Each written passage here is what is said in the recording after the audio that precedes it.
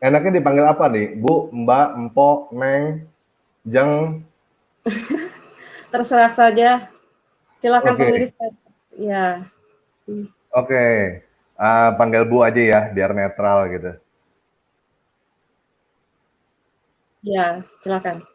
Oke, Bu Fatimah boleh diceritain Ibu orang mana? Terus gimana ceritanya bisa masuk uh,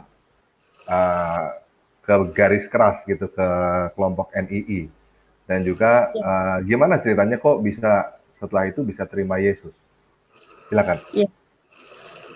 Sebelumnya saya terima kasih untuk channel Tanpa Ragi karena memberikan kesempatan untuk saya untuk berkesaksian karena selama ini saya tidak ada akses untuk berkesaksian. Oleh sebabnya hari ini Tuhan berikan kesempatan untuk saya berkesaksian di mana dalam masa lalu saya yang adalah notabene dari Muslim.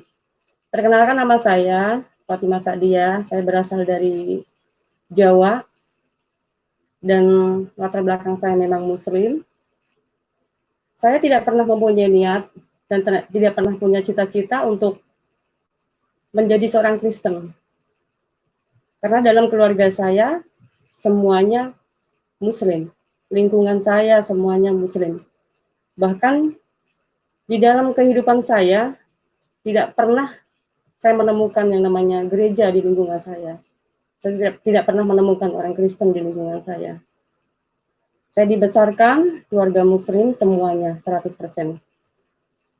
Saya tidak pernah bercita-cita untuk menjadi orang Kristen karena sedikit pun saya tidak pernah mendengar apa itu Kristen, apa itu siapa itu Yesus, saya tidak pernah mendengar. Hanya yang saya tahu di dalam kehidupan saya selalu dikenal bahwa orang Kristen itu kafir dan tidak pernah mempunyai tempat di surga. Orang Kristen hanya punya surganya di dunia, itu saja yang saya pernah dengar. Mengenai agama yang lain saya pun tidak pernah tahu. Nah, dalam perjalanan hidup saya dari kecil memang sekolah saya juga di Madrasah Hidaiyah sampai ke SMP, lalu saya keluar sekolah dan saya tidak melanjutkan sekolah karena saya kepengen bekerja. Saya merantau. Nah, setelah merantau itu memang saya sedang mencari jati diri. Karena dalam perjalanan hidup saya dulu, ketika saya sekolah, saya tuh paling rajin ngaji, saya paling rajin untuk selalu belajar agama gitu ya. Dan bahkan saya tuh sering bertanya, sering kritis sama guru gitu. Nah, saya tuh suka nanya begini, Pak Guru, kalau begitu kita Islam semuanya masuk surga ya, saya bilang gitu. Kata Pak Guru saya bilang, oh belum tentu katanya. Oh kalau begitu hanya Muhammad saja ya yang bisa masuk surga. Juga belum tentu. Nah kalau begitu siapa dong? Gimana dong? Surga kosong dong gitu kan. Saya banyak bertanya. Tetapi dalam pendidikan saya selama ini tidak pernah diperlihatkan mengenai tentang surga, tetapi hanya diceritakan mengenai tentang neraka saja. Itu yang buat takut saya gitu. Saya begitu takutnya, saya tidak mau terlewatkan untuk selalu sholat 5 waktu. Zaman saya dulu itu bahkan lampu aja tidak ada gitu ya. Musola itu banyak, 100 meter setiap tempat tinggal saya selalu ada musola. Nah saya itu selalu paling rajin. Dari teman-teman saya paling rajin gitu. Nah di tengah-tengah hal yang membuat saya ini semakin penasaran, kalau memang surga itu kosong, lalu buat apa selama ini kita ibadah? Selama ini kita ngikutin aturan-aturan yang saya sendiri sebenarnya tidak paham gitu. Untuk apa kesemuanya ini? Tetapi saya takut kalau saya ini nanti sampai mati ke neraka gitu. Karena kehidupan saya begini. Saya dulu mikir, saya hanya dilahirkan, setelah itu dibesarkan, setelah itu menikah, setelah itu saya mati. Hanya itu saja, saya seperti tidak punya harapan di masa lalu saya. Tetapi dalam kematian itu pasti saya akan menemukan neraka. Itu yang saya takutkan. Nah, oleh sebabnya saya tidak pernah menemukan jawaban dari guru saya, guru ngaji saya, ustadz saya, tidak pernah menemukan jawaban bahwa kita bisa masuk surga. Itu tujuan saya. Nah, tapi dalam hal itu saya tidak berpikir bahwa Islam itu buruk, bahwa Islam itu tidak baik. Tidak, saya tidak pernah berpikir seperti itu. Menurut saya, memang guru saya yang mungkin kurang ilmu gitu. Nah, itu sebabnya saya pergi merantau itu, saya sekalian mau mencari pekerjaan, sekalian saya juga mencari jati diri saya, dan tujuan saya mencari kebenaran yang sejati. Begitu. Halo? Halo? Yo, silakan. Terus, Ya. Pada lanjut, lanjut. akhirnya, ya, pada akhirnya saya mendapatkan pekerjaan. Setelah mendapat pekerjaan itu, suatu ketika saya bertemu dengan orang yang sama-sama gadis dengan saya, tapi saya masih sangat belia sekali waktu itu.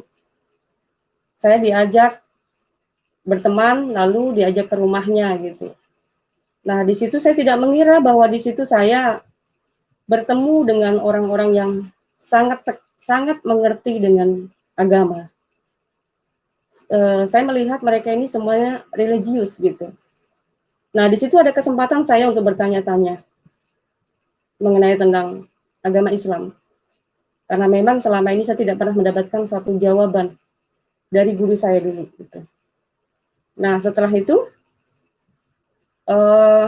para ustadz itu menceritakan bahwa kita Muslim tetap bisa masuk surga, tetapi harus melalui jihad seperti itu. Dan kita harus diharuskan untuk membayar sedekah dan juga infak setiap bulannya.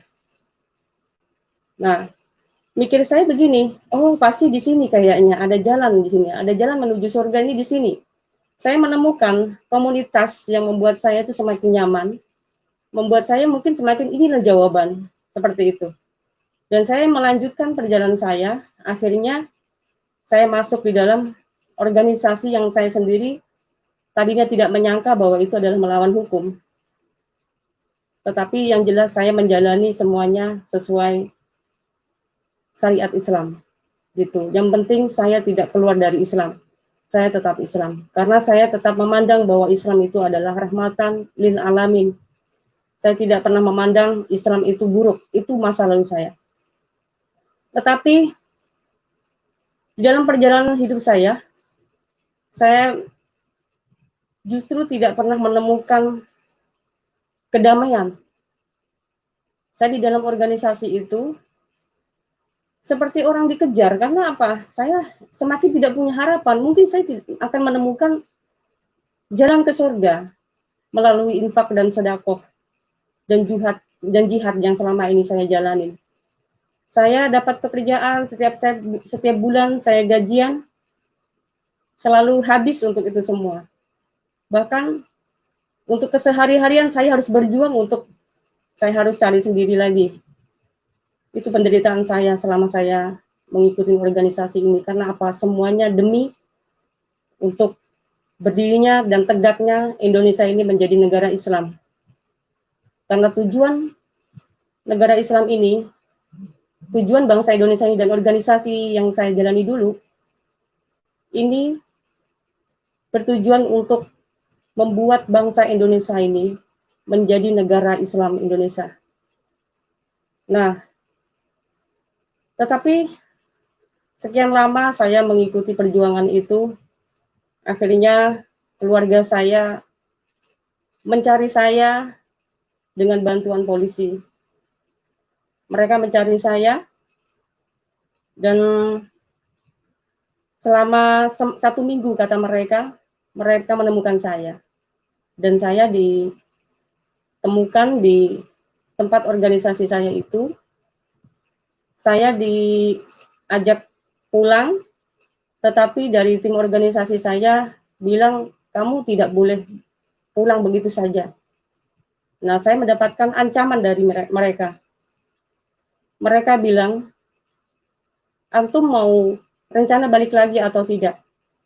Kalau antum rencana balik, antum akan selamat. Tetapi kalau antum tidak balik, antum akan mati. Seperti itu. perkataan mereka. Nah, karena pada waktu itu saya masih tetap berambisi untuk tetap di jalan itu, saya mengatakan saya tetap balik, saya bilang gitu. Karena demi keselamatan organisasi ini supaya tidak terbongkar oleh aparat, makanya saya siap mengikuti keluarga saya. Dengan syarat saya harus kembali lagi. Nah, setelah saya sudah pulang, keluarga saya mencoba untuk menyadarkan saya. Nah, dengan cara mereka untuk saya sadar dan tidak kembali kepada organisasi itu, karena keluarga saya juga tahu mungkin itu sudah dilihatnya melenceng dari ajaran gitu kan, dari ajaran Islam menurut keluarga saya gitu. Nah, setelah itu saya sudah mulai agak sadar, tetapi saya takut dengan ancaman itu. Saya takut sekali. Akhirnya saya pergi dari rumah, dan saya juga tidak bilang sama keluarga saya bahwa saya ini dapat ancaman atau apa. Yang jelas saya tidak yang jelas saya tidak mau mereka tahu tempat tinggal saya dan saya pergi meninggalkan keluarga saya lagi. Karena itu demi keselamatan saya sampai nekat masuk ke yayasan dan saya pergi minta dijauhkan dari wilayah-wilayah, secara khusus wilayah di daratan Jakarta dan sekitarnya. Akhirnya saya keluar ke seberang untuk mencari aman. Nah, setelahnya saya kembali lagi pulang. Tetapi terbesit kembali pemikiran saya untuk mencari kebenaran, karena saya lagi-lagi saya takut yang namanya kematian. Karena mati, pasti saya akan ke neraka. Itu selalu berpikir seperti itu. Setelah itu, saya memutuskan kembali untuk saya nekat pergi ke Jakarta kembali, supaya saya bisa mencari pekerjaan lagi. Tetapi karena saya juga takut, saya sebenarnya begini, saya sangat hobi sekali dengan namanya bela diri dan segala macam gitu ya, untuk hal-hal untuk menjaga saya. Tapi karena waktu itu mengingat sangat tidak memungkinkan saya untuk lama di kampung, saya memutuskan untuk memakai ilmu-ilmu yang mungkin bisa dibilang untuk menjaga diri saya, memakai ilmu-ilmu yang mengebalkan tubuh saya, dan dari situlah saya berani untuk kembali ke tempat di mana dulu saya pernah tersesat. Nah, dari perjalanan dari situlah, singkat katanya,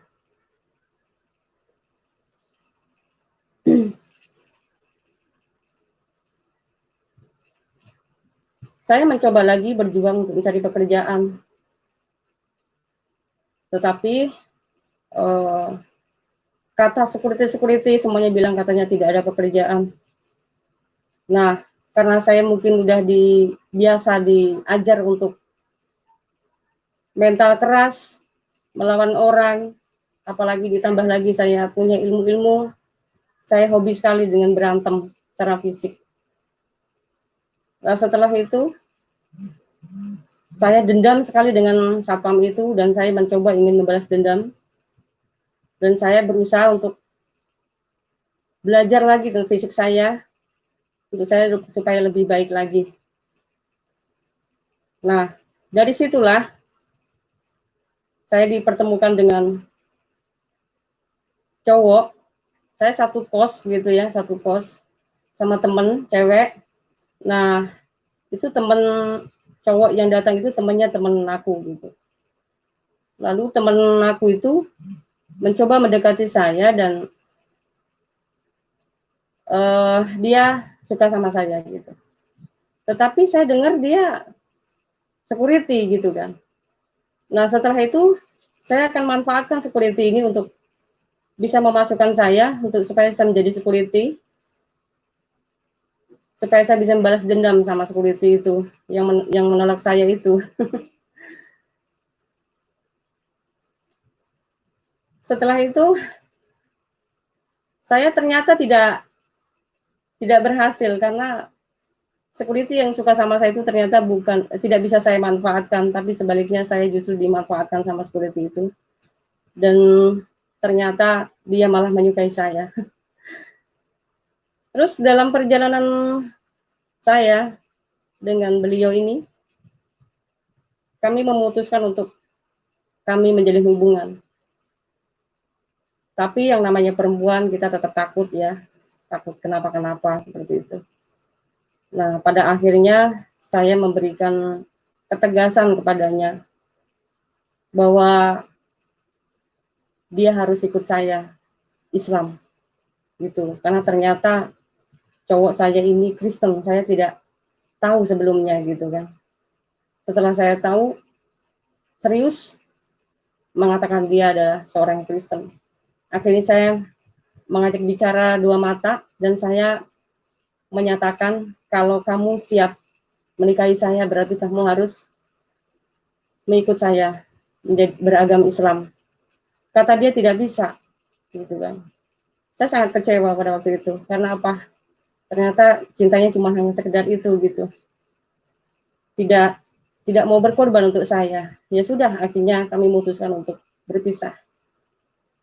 Setelah perjalanan saya berpisah beberapa bulan dengan mantan saya itu, nah dari situlah Tuhan berbicara kepada saya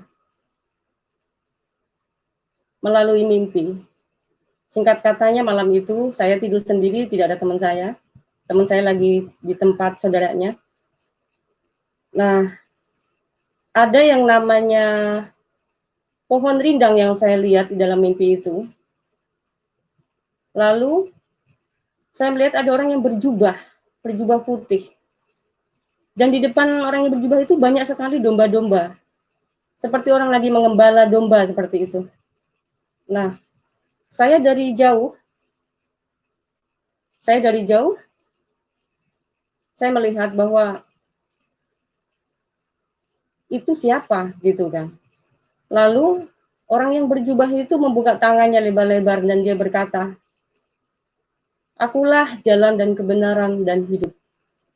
Tidak seorang pun yang bisa datang ke rumah Bapa kalau tidak melalui aku." Itu katanya, kata pertama. Nah, setelah itu saya terbangun, mimpi apa tadi ya gitu. Tapi saya tidak menghiraukan mimpi itu. Apa sih tadi gitu, tidak menghiraukan. Pada akhirnya malam berikutnya, saya dikasih mimpi kembali. Di situ saya juga melihat pohon rindang kembali.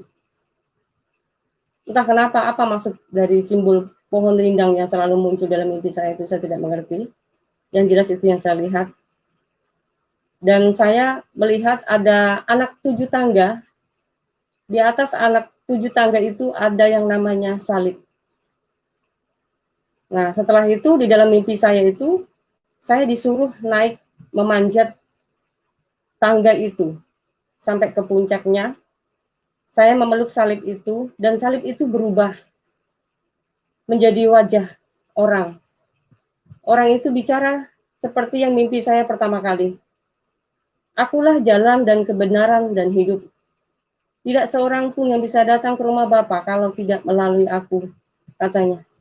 Nah, setelah itu saya terbangun kembali. Setelah saya bangun, saya bingung, ini apa sih? Kok mimpi bisa sampai 2 kali seperti ini, begitu. Nah, sementara itu ada salib. Bukankah salib itu Tuhannya orang Kristen? Menurut saya waktu itu, karena saya tidak pernah mengenal sama sekali yang Kristen itu seperti apa. Setahu saya yang selama ini yang saya tahu, Kristen itu menyembah berhala, menyembah patung, menyembah salib. Nah, pikir saya apakah itu yang Tuhannya orang Kristen gitu kan? Saya bingung gitu kan. Nah, pagi itu saya mulai merasa sangat gelisah. Saya begitu seperti dikejar ke suara-suara itu seperti mengejar saya gitu. Saya penasaran. Dalam mimpi itu, perkataan itu seperti menjawab pertanyaan-pertanyaan yang selama ini yang saya cari. Selama saya hidup, saya mencari kebenaran yang sejati. Tetapi di dalam mimpi itu, dia memperkatakan suatu perkataan yang membuat saya, ini jawaban yang saya cari. Tapi kenapa harus Tuhannya orang Kristen? Kenapa harus ada salib segitu kan? Itu kan Tuhannya orang Kristen. Saya langsung nyebut astagfirullahaladzim, astagfirullahaladzim. Dan saya tidak mungkin, saya tidak mungkin. Saya tidak akan mungkin menjadi Kristen, saya tidak mungkin, saya begitu. Saya selalu menolak. Akhirnya apa? Saya membaca surat An-Nas, pokoknya surat-surat hafalan, surat apa itu saya bacain. Untuk saya menolak kalimat-kalimat yang di dalam mimpi saya itu. Ini pasti jin. Ini pasti jin yang akan menyeret saya pada kekafiran. Itu waktu itu saya berpikir seperti itu. Karena saya selama ini sudah diajar bahwa di dalam kekristenan atau orang Kristen itu tidak mempunyai tempat surga. Di dalam kekristenan itu hanya yang ku tahu surganya itu hanya di dalam dunia ini begitu. Jadi saya tidak mungkin akan menjadi Kristen. Akhirnya saya berusaha untuk selalu saya berdoa di dalam hafalan-hafalan surat hafalan yang saya hafalkan. Nah, tetapi semakin saya menolak dengan surat-surat hafalan yang saya naikkan itu, justru suara itu semakin kencang dan semakin seolah-olah semakin jelas di dalam pikiran saya. Dan bahkan mengalahkan surat-surat hafalan yang saya hafalkan itu. Akhirnya saya mulai gelisah dan saya sangat panik sekali. Ini semakin gila saya kalau seperti ini. Saya terus bertahan. Saya gimana caranya saya untuk menolak perkataan yang ada di dalam mimpi saya itu. Saya, Pak Tantaragi, kalau mau tahu, sedikit pun sama sekali saya tidak pernah terbesit dan tidak pernah mau menjadi orang Kristen. Karena pada zaman saya tidak pernah ada namanya tayangan-tayangan YouTube, atau tidak pernah saya melihat perkataan-perkataan bukunya orang Kristen, saya tidak pernah gitu. Nah, akhirnya saya bertahan sampai 3 minggu. Dalam waktu 3 minggu itu bergumul saya, karena begitu hebatnya suara itu yang mungkin membuat saya semakin gelisah dan saya tidak kuat. Pada akhirnya saya ngobrol sama teman saya itu, akhirnya teman saya tanyain. Saya bilang, di sini ada gereja di mana? Saya bilang, oh di sana Kak. Ayo tolong antarkan saya. Saya kepengen tanya sama pendeta orang Kristen itu supaya bisa meramal mimpi saya. Saya udah hampir gila seperti ini gitu kan. Terus akhirnya dia datang, dia nunjukin saya gereja dan sekaligus sama dia gitu. Akhirnya saya mau masuk gereja pun saya gemetar. Karena pikir saya kalau masuk gereja itu berarti sudah mau melangkah ke kekafiran saya ini gitu loh. Karena seumur-umur saya belum pernah namanya menginjak gereja. Jadi pada saat itu saya begitu takut, tapi karena saya juga serba salah ya. Saya dimimpikan itu tuh terlalu saya sangat gelisah. Salah satu begini, gelisahnya bahwa itu mimpi suatu jawaban saya, tapi kenapa harus ada simbol Kristen? Itu yang saya pertanyakan. Nah, setelah itu saya nekat untuk masuk. Dan di situ ada hamba-hamba Tuhan yang langsung menanyain kami berdua. Ada apa? Ada yang kami bantu katanya. Iya Pak, saya mau minta sama Pak Pendeta supaya meramal mimpi saya gitu. Karena tujuan saya di situ saya bukan menjadi orang Kristen. Saya datang ke gereja, saya ingin Pak Pendeta itu meramal mimpi saya, karena di dalam mimpi saya yang kedua itu ada tanda salib. Berarti itu kan Tuhannya orang Kristen, gitu. Saya tidak pernah mengenal Yesus sama sekali, saya nggak ngerti. Yang setahu saya, Isa yang dituhankan orang Kristen itu bukanlah Isa, gitu. Bukannya Yesus, gitu. Saya nggak kenal tuh yang namanya Yesus. Tetapi setahu saya, Isa yang di dalam Quran saya itu yang dituhankan orang Kristen, tetapi saya tidak paham itu Tuhan apa bukan. Yang jelas setahu saya Tuhannya orang Kristen itu salib, karena mereka menyembah salib, itu pikir saya. Nah setelah itu hamba Tuhan mempersilahkan masuk, untuk saya duduk bersama teman saya tadi. Teman saya juga kebetulan di dalam satu kos itu masih muslim juga. Nah, setelah itu hamba Tuhan itu, Mbak silahkan baca kitab Injil ini, katanya gitu kan. Nah, saya bingung dong, sementara kalau saya biasanya baca kitab kan harus wudhu dulu. Kenapa kok orang ini sembarangan saja, saya tiba-tiba suruh membaca kitabnya gitu kan. Saya juga tidak mau pegang kitabnya itu. Tapi hamba Tuhan itu memutar kitabnya ke arah saya dan saya mencoba untuk membuka dan ditunjukkannya melalui jarinya. Itu di Yohanes 14 ayat 6 mengatakan, akulah jalan dan kebenaran dan hidup. Tidak seorang pun yang bisa datang ke rumah Bapa kalau tidak melalui aku. Nah, saya begitu kaget dan sangat tercengang sekali. Kenapa di dalam mimpi saya itu bisa persis seperti yang ditulis di sini gitu. Saya bingung. Nah, hamba Tuhan itu setelah itu dia menceritakan banyak hamba Tuhan itu menceritakan banyak hal. Tetapi saya tidak bisa fokus apa yang diceritakan hamba Tuhan itu. Saya hanya fokus di dalam kitab itu. Kenapa kitab itu bisa menuliskan hal yang sama persis di dalam mimpi saya? Seperti itu. Nah, setelah itu saya pulang.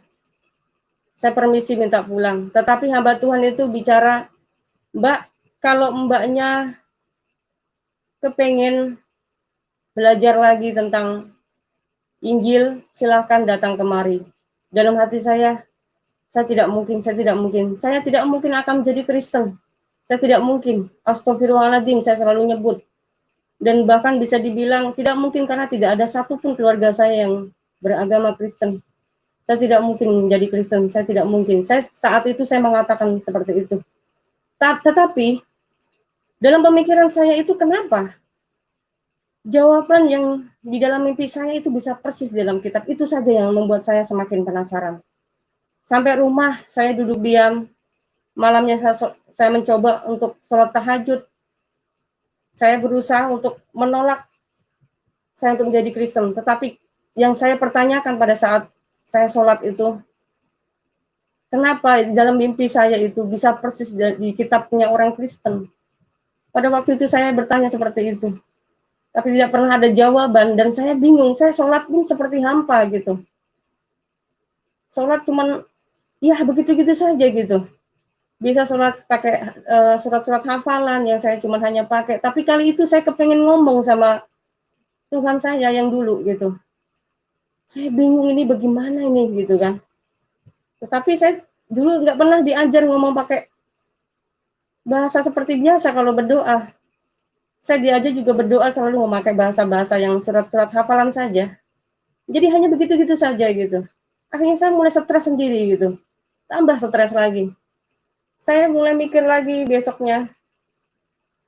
Gimana ya? Kalau di dalam surat Injil itu ada jawaban yang sama sekali selama ini tidak pernah saya tahu, berarti ada sesuatu lagi petunjuk buat saya. Seperti itu. Akhirnya saya dengan kawan saya bilang, Dek, ayo kita cari ke gereja itu lagi yuk. Kita belajar lagi yuk, saya bilang. Ayo Kak, katanya. Nah, setelah itu kami datang lagi ke gereja itu. Nah, benar aja, hamba Tuhan itu menerima saya dengan sangat terbuka. Welcome banget mereka ini. Sangat ramah, tulus gitu yang saya lihat. Mereka memberikan waktu buat kami untuk belajar Alkitab. Nah, akhirnya singkat kata, saya diajari dengan hamba Tuhan itu untuk membaca Alkitab dari kitab Perjanjian Baru, terus, sampai pada akhirnya hamba Tuhan itu memberikan saya jadwal untuk mungkin sekolah pribadi ya, bukan katekisasi ini beda. Jadi dalam sekolah pribadi itu kami dikasih waktu sendiri itu untuk belajar pribadi gitu. Hamba Tuhan itu gantian 3 orang hamba Tuhan itu memberikan waktu khusus buat kami untuk kami belajar Alkitab. Nah, mungkin sekitar hampir 2 bulan, kami udah mulai tekun baca Alkitab dan kami mulai paham. Itu saya pribadi waktu itu. Nah, di dalam mempelajari Alkitab itu saya kaget, lebih kagum lagi gitu. Kenapa? Memang dahsyat Alkitab ini. Kenapa saya katakan dahsyat? Dari dalam mimpi sampai pada akhirnya tunjukkan betul-betul bahwa di dalam Alkitab itu betul nyata ada firman Tuhan kebenaran yang tertulis. Di situ pun ditunjukkan bahwa fakta-fakta yang selama ini membuat saya bingung di ajaran saya dulu. Di sini saya menemukan suatu kebenaran yang nyata. Salah satunya bicara mengenai tentang sejarah. Sejarah yang saya baca di dalam Alkitab itu terperinci begitu. Urutan dari kisah nabi ini, ada kisah raja, ada kisah nabi ini, bla bla dan seterusnya sampai kepada akhirnya turunlah Isa itu atau Yesus itu gitu di dalam perjanjian baru yang disebut Injil. Nah, saya semakin kagum lagi. Nah, setelah itu saya udah mulai yakin dengan kitab sekarang itu yang saya yakini. Akhirnya saya datang kembali kepada hamba Tuhan dan hamba Tuhan itu bertanya kepada kami, bagaimana Mbak katanya, apakah kalian sudah siap terima Yesus? Siap gitu kan. Nah, tapi anehnya hamba Tuhan itu kayaknya lebih fokus menanya ke saya dan bukan ke teman saya. Bagaimana Mbak? Apakah Mbak udah siap katanya? Terima Yesus sebagai Tuhan dan Juru Selamat Mbak. Saya siap Pak, saya gitu kan. Oke, kalau siap, nanti kamu pulang, tutup pintu, tutup jendela, kamu berdoa dan terima Yesus sebagai Tuhan dan Juru Selamat kamu. Oke, ya siap Pak, saya bilang gitu.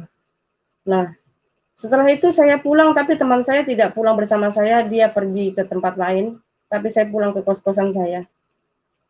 Nah, pada saat saya pulang itu, saya seperti yang disuruhnya oleh Bapak hamba Tuhan itu tadi kepada saya langsung mau berdoa. Nah, tapi saya bingung, cara doanya orang Kristen seperti apa gitu. Saya nggak ngerti cara saya harus berdoa. Biasanya kan saya harus wudhu dulu, gitu kan. Sholat gitu kan. Tapi ini saya bagaimana? Tetapi selama saya belajar dengan hamba Tuhan itu, saya melihat hamba Tuhan itu hanya duduk, lipat tangan, tutup pintu, dan dia berdoa begitu saja dan tidak pernah pakai cara berwudu seperti itu. Nah, setelah itu saya juga lakukan seperti itu, cuman kos-kosan saya itu kan tidak ada namanya sofa ya, kita duduk di bawah, saya duduk bersila saja begitu. Akhirnya saya juga duduk seadanya dan saya juga berdoa seperti yang diajarkan hamba Tuhan itu tadi. Hamba Tuhan itu tadi yang mengajarkan saya untuk terima Yesus sebagai Tuhan dan Juru Selamat. Akhirnya saya juga duduk bersila, saya berdoa begini, Tuhan Yesus, aku mau menerima Engkau sebagai Tuhan dan Juru Selamat saya yang hidup. Saya bilang gitu. Tiba-tiba badan saya seperti terangkat dan saya ada sesuatu yang lepas dari diri saya. Padahal saya tadi duduk bersila. Saya duduk bersila, tetapi saya seperti terbang. Badan saya seperti terangkat gitu kan. Akhirnya saya buka mata dong, karena saya kaget. Tadi saya pejam mata, akhirnya saya buka mata karena ada sesuatu yang lepas dari diri saya. Saya teringat sama hamba Tuhan itu bilang ke saya begini, kalau mau mengikut Yesus, kita harus menanggalkan manusia lama kita, dan kita harus menjadi manusia yang baru, katanya begitu. Nah, jadi saya rasa begitu. Ketika saya menerima Yesus sebagai Tuhan dan Juru Selamat saya, seketika itu pun sesuatu ada yang lepas dari saya. Entah itu mungkin kemanusiaan saya yang lama, kesombongan saya, ilmu-ilmu yang ada dalam diri saya, ilmu-ilmu setan yang ada di diri saya itu saya merasa lepas dari diri saya. Nah, setelah semuanya lepas, seperti sesuatu yang saya tidak pernah rasakan sebelumnya. Selama hidup saya, mata rohani saya seperti saya melihat sesuatu kegelapan saja. Tetapi ketika saya menerima Yesus Kristus, kalau bahasa Islamnya itu dulu saya seperti mencium bau surga gitu. Karena saya melihat sesuatu yang bukan hanya melihat, ya mungkin mata hati saya aja melihat sesuatu yang mungkin tidak pernah saya lihat, dan saya merasakan sesuatu yang tidak pernah saya rasakan. Ketika saya menerima Yesus sebagai Tuhan dan Juru Selamat saya merasa damai sekali. Saya merasa saya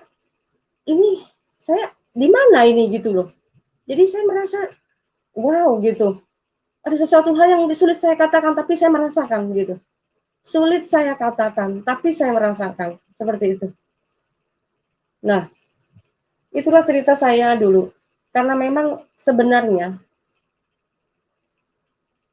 diri saya pun tidak pernah mempunyai niat untuk menjadi orang Kristen. Ternyata betul seperti di dalam firman Tuhan di Yohanes 15 ayat 16 mengatakan, bukan kamu yang memilih aku, tetapi aku yang memilih kamu, kata Yesus. Yang tadinya tidak pernah ada timbul hati saya untuk menjadi orang Kristen.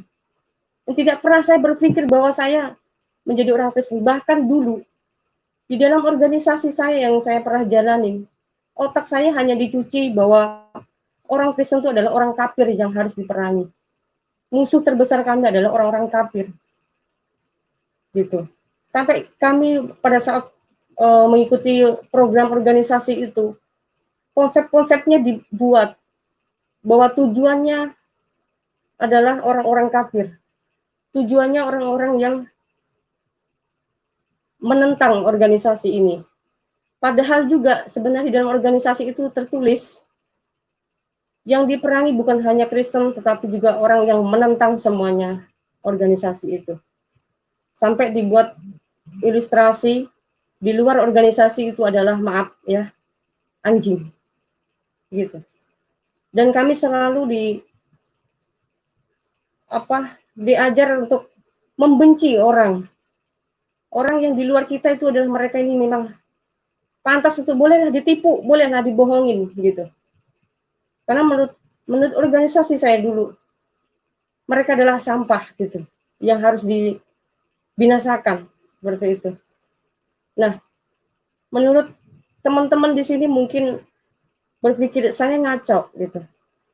Tetapi apa boleh buat? Karena memang dalam perjalanan hidup saya ketika saya dulu waktu masih Muslim, masih Islam biasa waktu di kampung, saya tidak pernah tahu ajaran Islam sesungguhnya itu seperti apa. Yang saya tahu, kita hanya melakukan sholat, ya, puasa, zakat, gitu saja. Dan kami tidak pernah pusing dengan hal-hal yang lain gitu. Jadi tidak pernah pusingin dengan isi kitab saya itu seperti apa.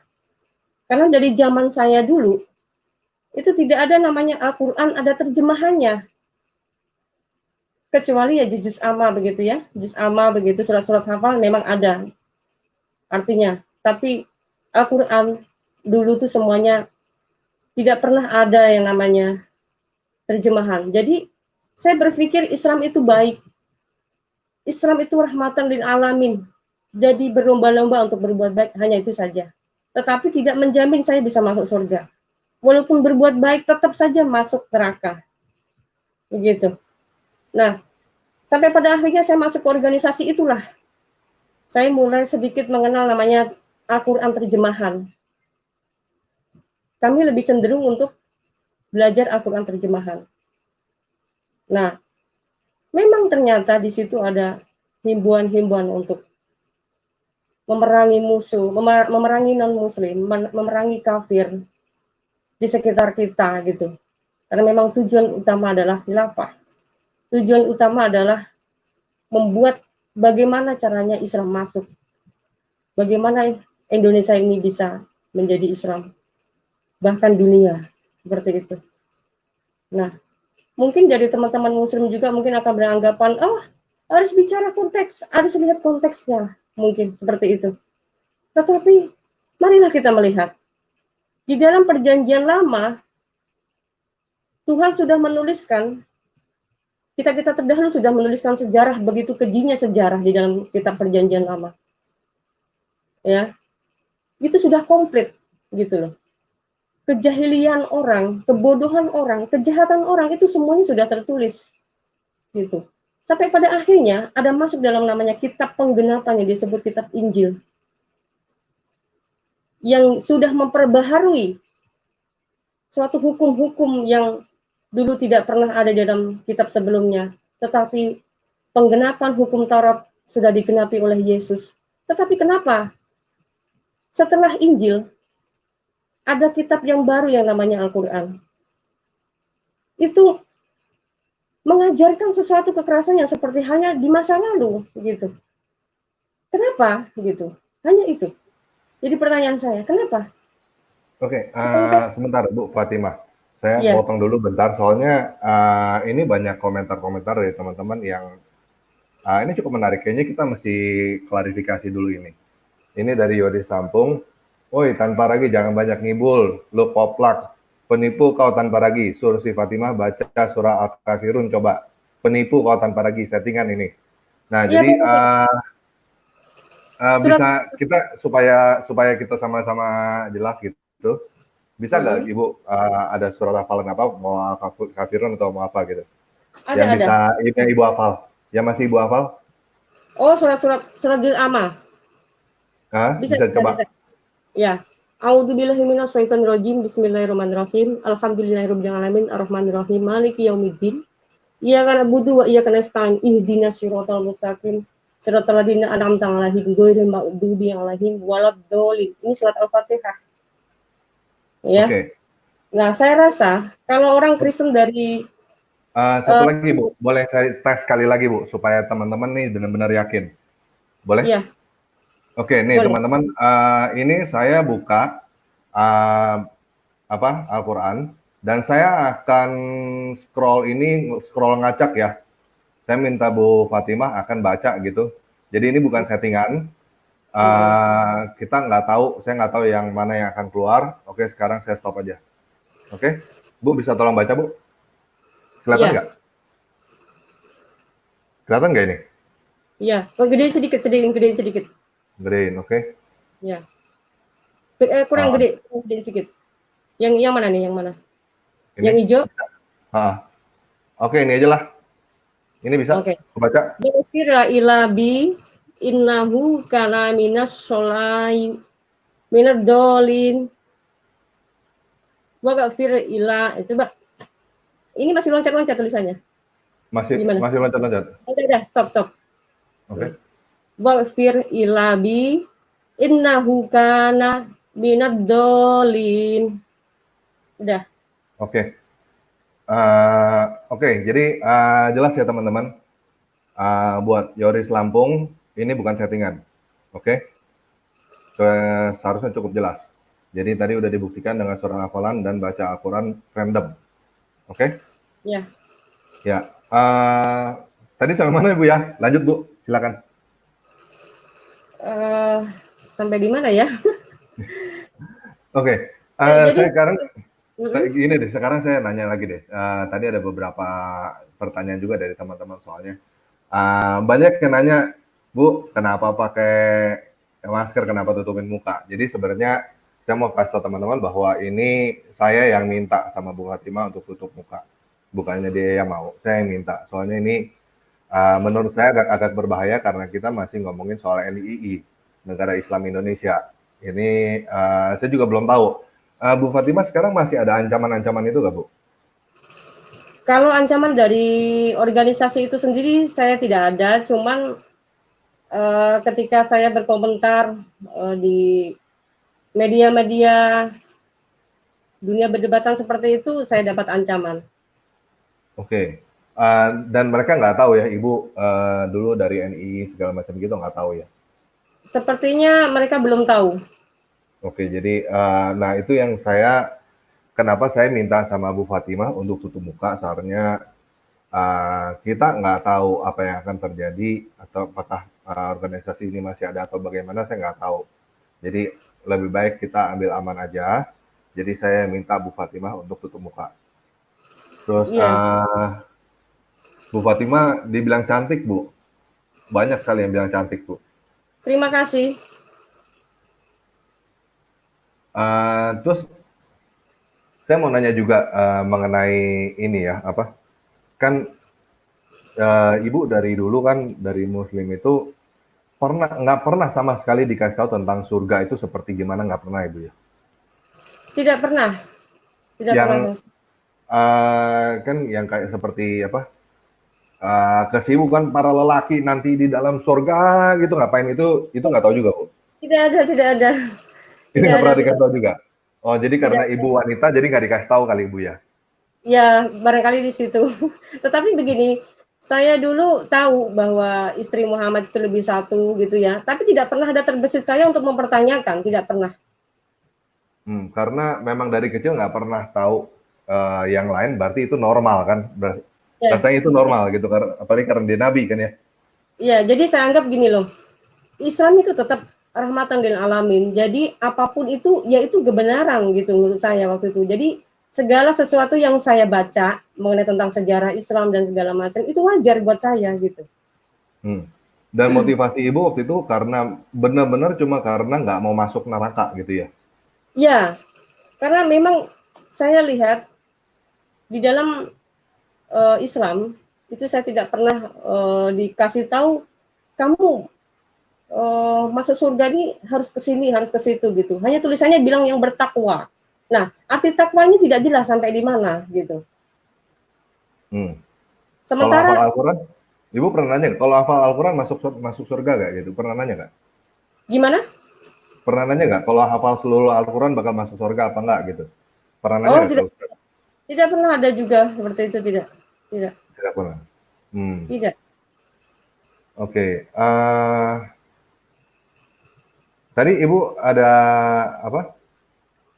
Kalau nggak salah, ibu kan yang tadi kan ceritanya ini ya apa? Pertama kali ketemu yang mantan pacar itu kan yang satpam lah ya. Kalau nggak salah Iya, kemarin kita. Jadi gini teman-teman, sebenarnya saya udah ketemu sama Bu Fatimah ini. Jadi cukup menarik gitu, banyak hal yang menarik. Ternyata terakhir ujung-ujungnya jadi suaminya gitu. Nah ini gimana Bu ceritanya bisa ketemu lagi Bu? nah itu dia. Jadi lucu gini karena mungkin memang Tuhan sudah menentukan dari awal ya. Mungkin kata-kata suami saya bilang begini katanya, karena aku selalu doa buat kamu, Dek, katanya. Gitu. Ini Jadi, yang tadi bilang itu kan, yang apa diajak masuk Islam, satpam yang iya, diajak masuk Islam nggak mau itu kan? iya, iya. Nah, Yang setelah jadi itu suami tadi Ibu kan? betul. Setelah saya Hmm. tadi yang udah berdoa, saya terima Yesus sebagai Tuhan dan Juru Selamat saya akhirnya berani untuk ke gereja hari Minggu. Nah, pas pada saat saya masuk gereja mengikuti ibadah hari Minggu itu, saya tidak sadar kalau ada ya yang tadi mantan saya gitu. Oh Jadi ketemu jadi gereja lagi. iya ternyata satu gereja yang saya nggak tahu sama sekali malahan gitu. Oke. Jadi gini, waktu saya beribadah pertama kali, saya bingung ritual ibadah orang Kristen itu seperti apa. Yang jelas saya hanya ngikutin hari Minggu itu. Nah, terus pas ada perjamuan gitu. Pas ada perjamuan, semuanya dibagikan dengan roti dan anggur seperti itu ya, setiap semua orang gitu ya. Karena saya itu tidak paham, ya pokoknya saya terima saja. Padahal saya waktu itu belum baptis gitu. Hmm. Bahkan saya belum mengikuti kata kesasi belum. Saya hanya beriman, saya terima Yesus sebagai Tuhan dan Juru Selamat saya. Dan di gereja itu tiba-tiba ada perjamuan dan saya ambil minum. Nah di belakang saya itu ada cowok yang manggil saya gitu. Saya nggak ngerti ya.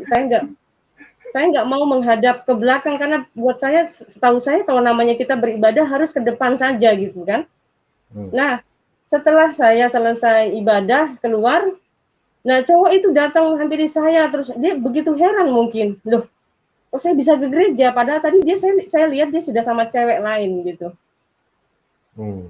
Dia sudah bersama cewek lain dan di situ ceweknya main ditinggalin aja langsung dia datang ke saya gitu. mungkin heran karena selama ini kan kita putus hanya gara-gara agama gitu. Terus di gereja kok tiba-tiba dia melihat saya di gereja, makanya dia langsung ke saya gitu. Jadi Nah pada sama-sama kaget nih ya? ya Sama-sama kaget itu? akhirnya saya juga kaget juga, oh ternyata di gereja sini gitu lah. Nah, jadinya itulah yang saya itulah Tuhan luar biasa banget gitu loh. Awalnya kami putus hanya gara-gara agama, ternyata Tuhan pertemukan saya dengan beliau kembali gitu. Oke. Bu, saya masih penasaran sama surga yang tadi, Bu. Maksudnya, kan Ibu nggak pernah tahu kan yang surga surga bidadari kayalan itu kan Ibu nggak pernah tahu kan seumur hidup dulu kan. Nah, Uh, kalau kalau uh, misalnya pada saat itu, saat dulu Ibu tahu bahwa surga itu yang penuh dengan bidadari kayalan itu, gitu, Ibu akan mempertanyakan itu atau anggap itu normal aja, memangnya begitu, gitu? begini, kalau waktu saya menganut Islam yang biasa dulu, bisa Hmm. dibilang Islam liberal ya, karena Islam yang mungkin hanya mengedepankan nurani ya, Islam yang hanya melakukan kebaikan-kebaikan saja, tidak berdasarkan dengan Al-Quran, saya tidak pernah tahu yang namanya surga bidadari. Tetapi ketika saya masuk di organisasi saya yang baru itu, saya sedikit tahu, saya pernah membaca tentang bidadari gitu. Tetapi orang-orang di situ kita mempercayai bahwa Islam di situ tetap bisa masuk surga kita muslimah kalau kita membayar sodako dan Di infak kemudian. kesibukan tadi kan itu kan kesibukan para lelaki di surga kan begitu kan. Kalau kesibukan wanita di dalam surga ada nggak, Bu? Tidak ada. Jadi nggak tahu gitu ngapain ya. Yang Tidak ada penting aturan. Mungkin hanya selama ini begini, ketika saya masuk di organisasi itu, saya hanya berfokus kepada jihad saja, hmm, pada tujuan organisasi itu. Jadi setiap orang itu akan bisa masuk surga, yang penting sudah bayar sodakoh, itu saja. Jadi kami tidak pernah memusingkan ke hal yang lain, itu saja. Dulu hmm, seperti itu. oke. Okay. Sekarang rasanya uh, gini, saya mau nanya sama Ibu gini, mumpung sekarang lagi ada di sini gitu ya, apa yang Iya, ingin Ibu sampaikan kepada teman-teman yang muslimah lah terutama, karena Ibu kan dulu muslimah kan, gitu. iya. Ya, untuk teman-teman yang mungkin masih terikat di dalam agama saya seperti dulu, jangan pernah takut untuk murtad ya, jangan pernah takut. Karena apa? Dulu bagi saya bahasa murtad memang menakutkan buat saya. Apalagi saya nanti menjadi orang kafir itu sangat menakutkan buat saya. Tapi ternyata ketika saya sudah di dalam terang, saya mengenal kebenaran, itu di sini akan melihat terang semuanya. Yang dulu saya anggap wajar, di sini saya melihat semuanya sangat tidak wajar. Tahu maksud saya? Maksudnya seperti ini. Ketika dulu saya mengimani agama saya dulu, apapun yang tertulis, menurut saya itu wajar. Mengenai hal peperangan, memerangi sesama manusia yang tidak segolongan dengan kita, menurut saya itu wajar. Nah, terus di dalam ajaran kita dulu, siapa yang menghina Nabi, siapa yang uh, memperolok-olok atau menista Islam, itu wajib diperangi dan itu wajib dihukum, itu masa lalu. Ternyata di dalam kekristenan itu di dalam terang diajarkan untuk kasih. Siapapun yang menista, yang mengolok-olok Yesus, siapapun yang menista agama Kristen, tidak akan pernah kami untuk mau membalasnya. Karena Yesus mengajarkan kita tentang kasih kepada sesama, dan bukan hanya kasih kepada satu golongan. Dan itu yang saya cari selama ini di dalam Islam. Karena di dalam Islam, mengenai tentang apa namanya, kata hablum minallah, hablum minannas, itu hanya sesuatu yang kosong. Padahal dalilnya tidak pernah ada. Itu saya tidak pernah menemukan. Selama ini yang saya cari, di dalam Quran hanya wajib mengasihi sesama segolongan saja. Dan tidak diwajibkan untuk mengasihi sesama. Tidak ada ayat untuk kasihilah sesamamu manusia sama seperti dirimu sendiri. Istilah katanya, jangan pernah mencubit kalau tidak mau mencubit, jangan pernah mencubit kalau dicubit itu sakit, seperti itu. Nah, intinya di dalam Islam, walaupun kita dicubit pun kita tidak boleh membalas cubit. Itulah keistimewaan di dalam kekristenan yang diajarkan oleh Yesus Kristus, yang adalah sebenarnya Tuhan yang pernah datang ke dunia ini menjadi manusia. Saya dulu juga berpikir bahwa kekristenan itu menyembah patung, menyembah batu, kayu, salib seperti itu. Tapi ternyata tidak. Di dalam kekristenan, saya dulu menuduh bahwa Tuhannya orang Kristen itu ada 3. Tetapi setelah saya mengenal pribadinya Yesus, dia adalah satu-satunya yang dulu pernah datang kepada Abraham, Ishak, dan Yakub, dan begitu juga dia datang menjadi pribadi manusia seperti kita, itu adalah dia. Makanya Yesus berkata, akulah dia. Seperti surat Yohanes ayat 8:24 mengatakan, jikalau kamu tidak percaya bahwa akulah dia, maka kau akan mati dalam dosamu. Tolong dikasih ayatnya. Di Yohanes 8 ayat 24.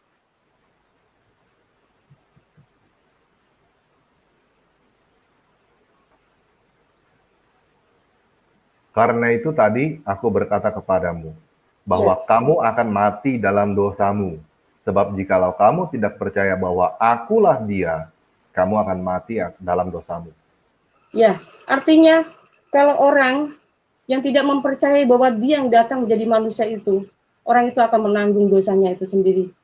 Teman-teman yang mungkin masih di dalam Muslim, selama ini menganggap bahwa upaya kalian untuk sholat, bahwa upaya-upaya kalian untuk beramal, itu semuanya akan sia-sia jika kalian itu salah untuk menyembah Tuhan yang benar itu siapa. Karena memang saya sudah mengenal pribadi Yesus secara pribadi bahwa dia adalah Tuhan. Buktinya, satu bukti yang saya belum tekankan ya Pak tanpa lagi ya. Begini, yang seperti yang saya awal tadi, ketika ada mimpi di Yohanes 14 ayat 6 itu yang bicara kepada saya, buktinya surat-surat, berapa surat itu tidak bisa menolak, tidak bisa mencegah suara itu, gitu kan.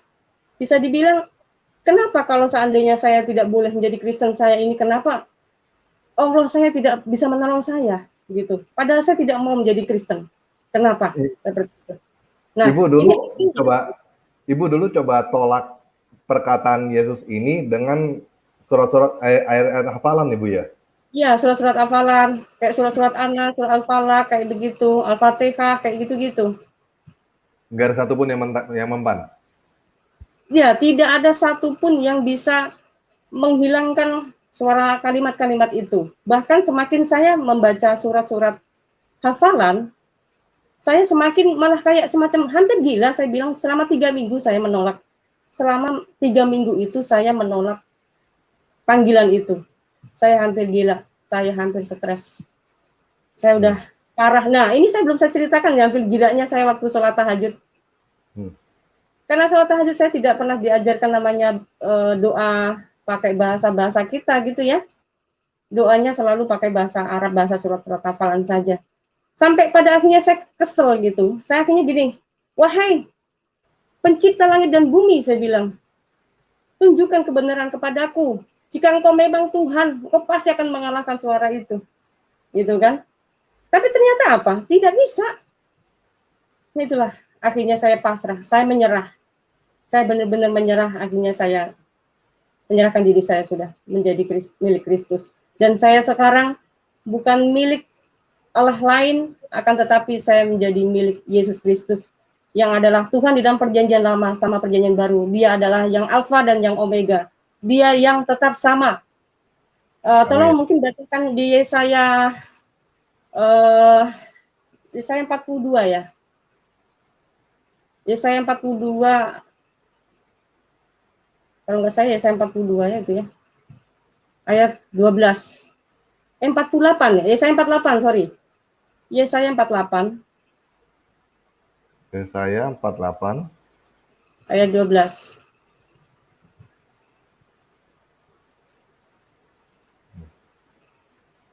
Dengarkanlah aku, hai Yakub, dan engkau Israel yang kupanggil. Akulah yang tetap sama, akulah yang terdahulu, akulah juga yang terkemudian. Nah, itu membuat kalimat yang membuat saya semakin mengerti. Kenapa Yesus yang datang itu sebagai manusia itu adalah dia yang dulu dan juga yang terkemudian. Ini bicara dia. Kenapa? Tidak ada Allah yang menyatakan diri sebagai yang terkemudian itu. Semuanya bohong, bullshit. Gitu. Kalau dia mengatakan aku yang adalah Allah pencipta langit dan bumi misalkan, tapi tidak ada realisasinya, tidak ada buktinya. Aku adalah penyelamat misalkan, tidak ada buktinya. Tetapi buktinya semuanya ada di dalam Yesus Kristus. Mungkin begini, yang membuat ayat saya semakin yakin lagi kenapa Yesus itu datang sebagai manusia. Tolong dilihat dari Keluaran 6 ayat 2.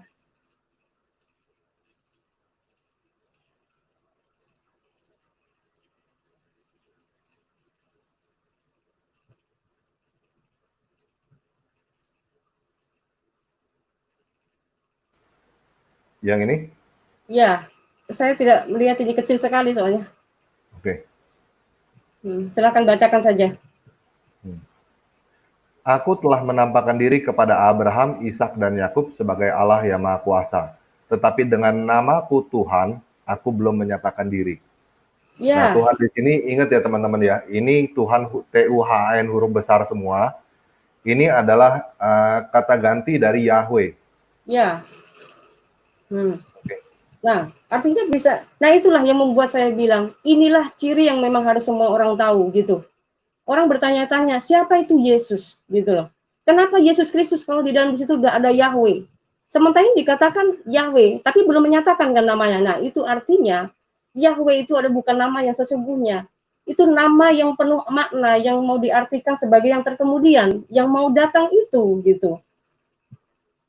Nah, untuk teman-teman ya, mungkin yang masih di Muslim selama ini belum pernah menemukan ayat-ayat atau mungkin belum pernah memahami tentang Alkitab, silakan mungkin pelajari Alkitab itu melalui download Bible gitu ya.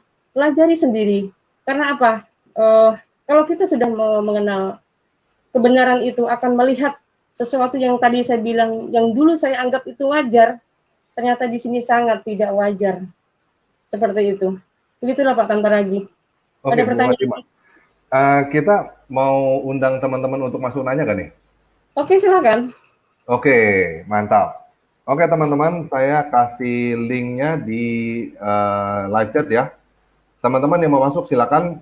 Islam, Kristen silakan, Buddha, Hindu pun boleh. Semua agama boleh masuk ya Bu ya? Iya boleh, silakan. Tapi kalau untuk Hindu, Buddha saya nggak ngerti. Oke, linknya sudah saya kasih ke teman-teman. Silakan diklik, masuk melalui StreamYard. Masuknya kalau teman-teman pakai handphone, bukanya di Google Chrome ya, jangan di yang internet browser, di Google Chrome. Terus mic-nya sama kameranya di allow ya, oke? Nah sekarang saya karena teman-teman kayaknya banyak sekali, jadi saya kasih kesempatan satu orang satu pertanyaan aja, oke? Terus kalau mau kasih komentar, tolong jangan lama-lama ya. Oke, sekarang mulai dari Supatiki. Halo. Halo. Halo. Yo. Halo bro. Bisa dengar? Sangat dengar. Oke, terima kasih Bu